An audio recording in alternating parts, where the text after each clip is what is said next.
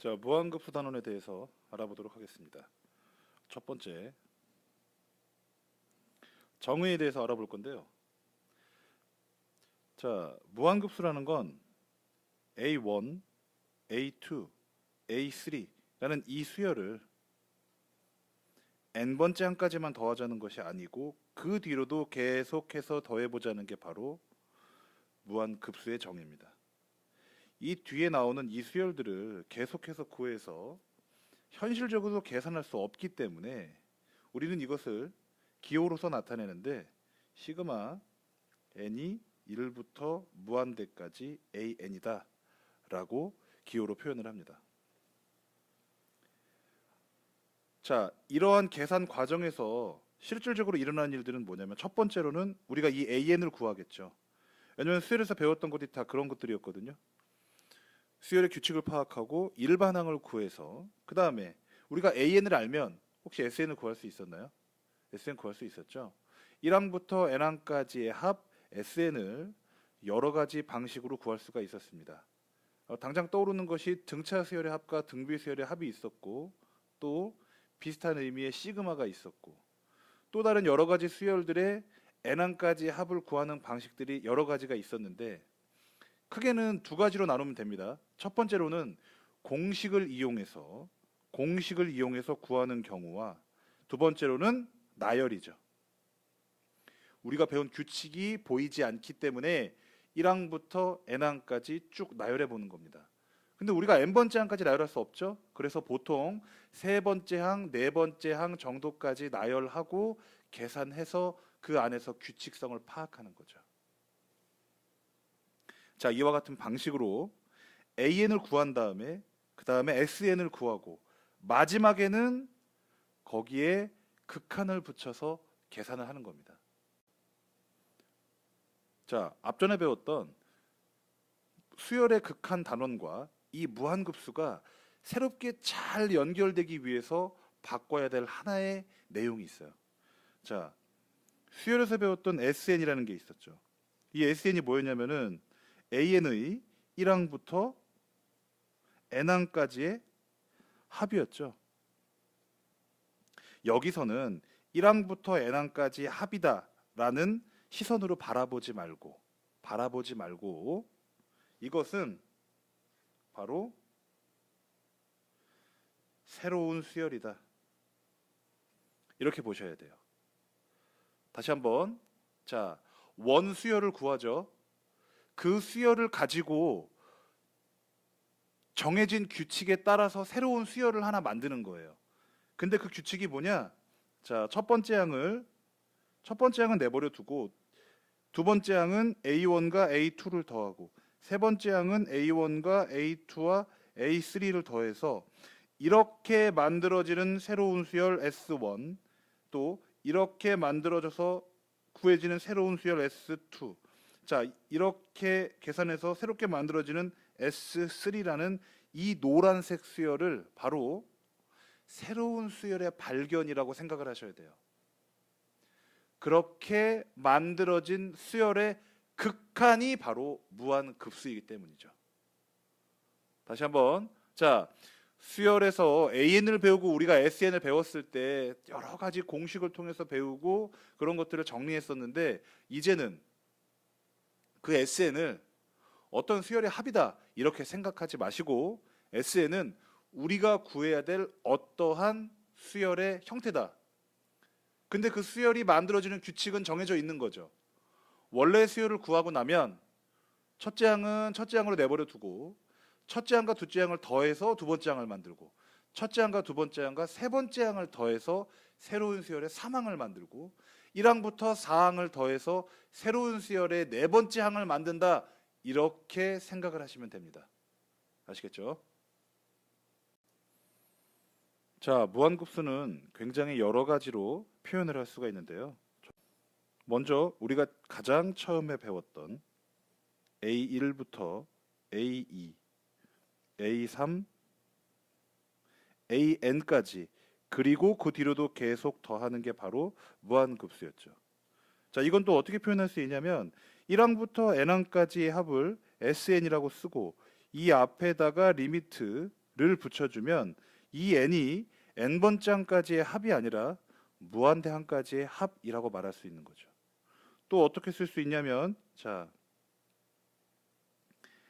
a2 a3 더하기 점점점 an까지 이렇게 해놓고 이 앞에 리미트를 붙여줘도 마찬가지 의미가 되죠.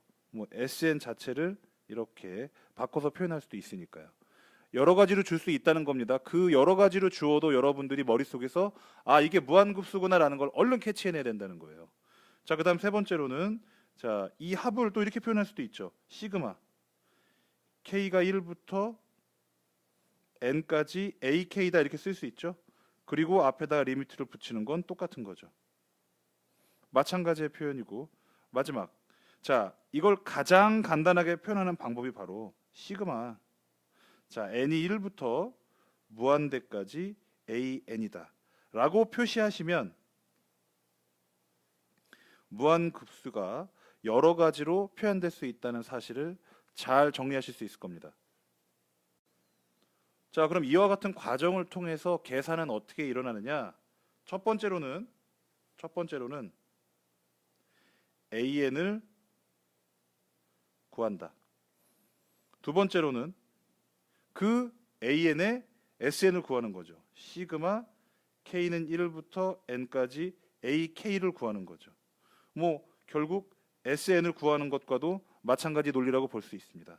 그 다음 세 번째는 2번에서 구한 그 sn에다가 리미트를 붙이면 되는 겁니다.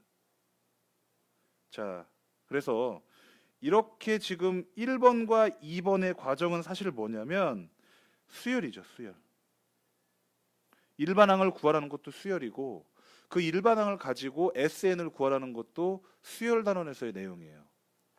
자, 세 번째 내용이 우리가 바로 전에 배웠던 극한인 거죠. 극한이라는 게 계산법이 그렇게 많지 않았기 때문에 리미트를 붙이고 나서 우리가 수행하는 그 계산 과정은 그렇게 복잡하고 어렵지 않았다는 거 누구나 다 알고 있을 겁니다. 그러면 무한급수에서 많은 학생들이 어려움을 느끼고 있는 바로 핵심적인 이유는 극한에 있는 게 아니라 바로 어디에 있습니까? 수열에 있는 거예요. 수열이 1학년 마지막에 들어가 있고 또 거기에 점화식도 있고 수열이 내용이 많거든요. 근데 그 수열의 내용이 잘 정리가 돼 있지 않으면 수열의 극한, 무한급수에서 계속해서 어려움을 느낄 수밖에 없는 거예요. 어려운 문제들은 어려운 포인트 자체를 3단계에서 주는 게 아니라 1, 2단계에서 준단 말이죠. 일반항 구하는 과정을 복잡하게 만들어 놓는 것이 바로 무한급수 문제의 난이도를 조절하는 핵심 키워드이기 때문에 여러분들이 무한급수에서 좋은 성적을 내기 위해서는 바로 수열 부분에 대한 확실한 복습이 있어야 한다는 것, 그것을 명심하셔야 됩니다. 자, 무한급수의 수렴 조건에 대해서 알아보도록 하겠습니다. 자, 무한급수 수렴 조건에서 나오는 명제는 자, 리미트 n이 무한대로 갈 때 sn 이게 무한급수죠. 이 무한급수가 수렴하면 an의 극한값은 0이다 라는 명제가 자 이렇게 가는 건 참이고 이렇게 오는 게 거짓이에요. 이 거짓이라는 게 굉장히 중요한데 일단 참이라는 것부터 증명을 하겠습니다. 거짓인 건 발례를 보여드릴 거예요. 첫 번째, 자 내용부터 좀 생각을 해보면 SN이 수렴한다는 건 우리가 무한히 더했는데 그 값이 어느 한 값에 점점 가까워진다는 거죠. 다시 말해서 A1, A2, A3 더하기 AN 계속 더하고 있어요. 끝도 없이 계속 더하고 있는데 그게 어느 한 값에 수렴한다는 얘기예요. 그러면 저 뒤에서 더해지는 애들은 그 값에 영향을 전혀 미치고 있지 못하다는 거거든요. 계속 더하고는 있는데 값이 바뀌지 않아야만이 그게 수렴할 수 있는 거라는 거죠. 그러면 저 뒤에 더해지는 그 아이들은 다 뭘까요? 0인 거죠.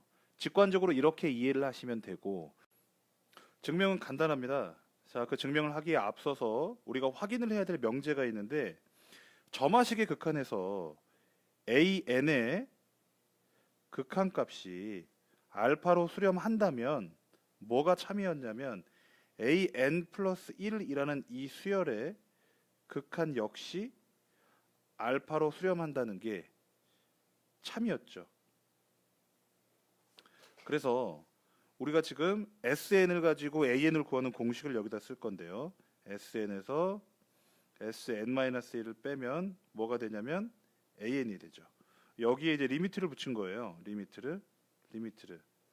그랬더니 지금 SN이 수렴한다고 했기 때문에 이 값을 알파라고 놓고, 근데 이것도 역시 어떻게 수렴하나요? 똑같이 알파에 수렴하죠. 여기 지금 나와 있는 명제가 그걸 뒷받침해주고 있는 거죠. 이게 바로 리미트 AN의 극한값이라는 거예요. 알파 빼기 알파 얼마입니까? 0이죠. 증명 아주 간단합니다. 직관적으로 이해를 하셔야 돼요. 자, SN이 수렴한다면 그 원 수열의 극한값은 뭐일 수밖에 없다? 0일 수밖에 없는 거죠. 근데 이 여기 참 헷갈리는데, 어떠한 수열의 극한값이 0에 수렴하면 그것의 SM은 수렴하는가? 거짓이라고 했어요. 그래서 그 반례를 들어보도록 하겠습니다. 자, 수렴하는 0으로 수렴하는 수열 AN을 하나 써보도록 하겠습니다. AN이 루트 n 플러스 1 플러스 루트 n 분의 1일 때, 자, 여기다 극한을 붙이면 자, 얘는 무한대분의 1이기 때문에 0으로 수렴하는 거 맞죠? 자, 그런데 이걸 가지고 리미트 n이 무한대로 갈 때 SN을 구해보면 바로 발산이 나오게 됩니다. 자, 이 계산 과정은 모든 참고서에 필수 예제에 다 나와 있으므로 직접 계산을 해 보시기 바랍니다. 이렇게 얼마든지 AN이 0으로 수렴해도 SN의 극한값, 즉 무한급수를 구해보면 발산하는 경우가 얼마든지 나올 수 있다는 겁니다. 그래서 절대로 헷갈리시면 안 돼요. 직관적으로 이해할 때 절대로 헷갈리시면 안 됩니다. 자, 무한급수가 수렴하면 원수열 AN의 극한값은 0이지만 원수열 AN의 극한값이 0이라고 해서 무한급수가 수렴하는 것은 아닙니다. 자, AN의 극한값과 그 무한급수의 관계를 계속해서 알아보고 있는데요. 만약에 AN의 극한값이 0이 아니라면 무한급수라는 건 0이 아닌 그 값을 저 뒤에 가면 계속 더해주고 있겠죠. 그렇기 때문에 필수적으로 무한급수는 발산할 수밖에 없는 거죠. 그런데 자, AN의 극한값이 0이면 그러면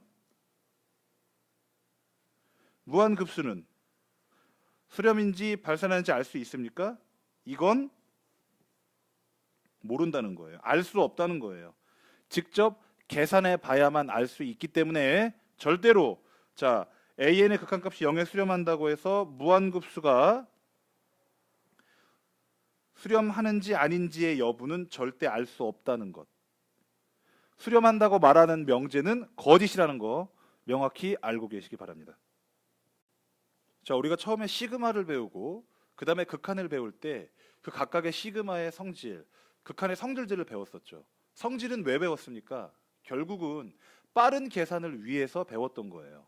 마찬가지로 새로운 개념인 시그마와 극한이 융합된 합쳐진 무한급수 개념을 처음 배웠기 때문에 그 무한급수의 계산 성질에 대해서 두 가지만 정리하고 가도록 하겠습니다. 자, 먼저 시그마 n이 1부터 무한대까지 an 더하기 bn이라는 수열의 무한급수는 an 더하기 bn과 같다. 자, 전제 조건이 있어요. 무슨 뜻이냐면 an, 즉 an의 무한급수와 bn의 무한급수가 둘 다 수렴할 때만 이 규칙이 성립한다는 거예요. 수렴하지 않으면 어떻게 됩니까? 쭉 나열해서 스스로 구해야 되는 거예요. 자, 그럼 이걸 쭉 나열을 한번 해볼게요. 첫 번째 항은 A1 더하기 B1이겠죠. 더하기 A2 더하기 B2 더하기 A3 더하기 B3 더하기 계속 더해지겠네요. 끊임없이. 그렇죠. 자, 그러면 우리 덧셈은 교환 법칙과 결합 법칙이 성립하죠. 그래서 어떻게 할 거냐면 다 괄호를 풀어주고 A1, A2, A3끼리만 몰아줄 거예요. 그러면 어떻게 묶을 거냐면 A1, A2, A3 이렇게 모아지겠죠. 더하기 B1, B2, B3 이렇게 모아질 겁니다. 중요한 것이 뭐냐면 이게 언제나 교환법칙, 결합법칙이 성립하는 것이 아니라는 거예요. 교환법칙과 결합법칙이 일반적인 덧셈에서는 언제나 성립하죠. 하지만 무한급수는 언제만? 바로 수렴할 때만 성립한다는 겁니다. 이 규칙을 정하지 않으면 계산에 혼란이 와요. 알겠습니까? 자, 그래서 정확히 여러분들이 알고 계셔야 할 점들이 바로 무한급수에서 교환법칙, 결합법칙, 다시 말해서 괄호를 풀어서 우리가 원하는 것들끼리 모아서 새로운 괄호를 묶을 수 있는 이 기본적인 규칙이 무한급수에서는 두 급수가, 두 수열의 각각의 그 급수가 수렴할 때만 가능하다라는 규칙을 알고 계셔야 돼요. 자, 그렇다고 한다면 간단하게 앞에 있는 괄호를 정리하면 우리는 n이 1부터 무한대까지 an이라고 쓸 수 있고 뒤에 있는 걸 정리하면 n이 1부터 무한대까지 bn이라고 정리를 할 수가 있는 거죠. 자, 두 번째 성질은 무한급수의 실수배에 관한 성질인데요.